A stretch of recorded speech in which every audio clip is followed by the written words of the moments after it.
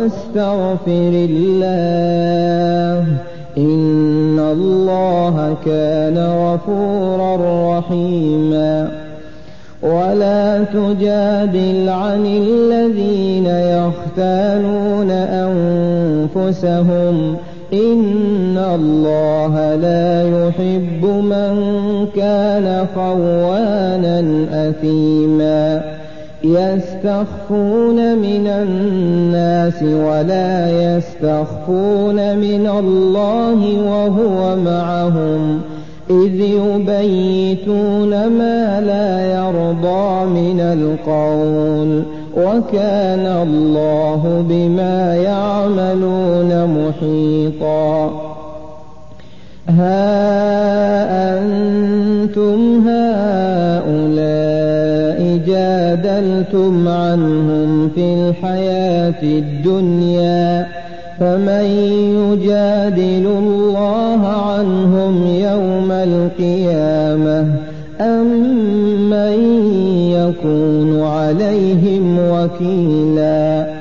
ومن يعمل سوءا أو يظلم نفسه ثم يستغفر الله يجد الله غفورا رحيما.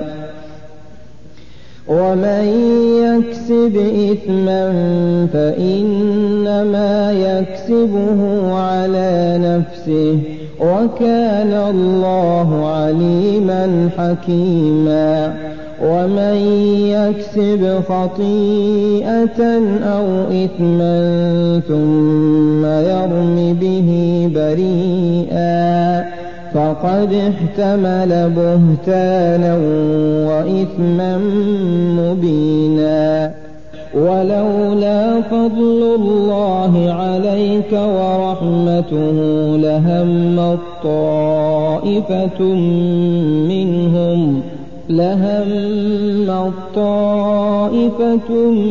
منهم أن يضلوك وما يضلون إلا أنفسهم وما يضرونك من شيء وأنزل الله عليك الكتاب والحكمة وعلمك ما لم تكن تعلم وكان فضل الله عليك عظيما.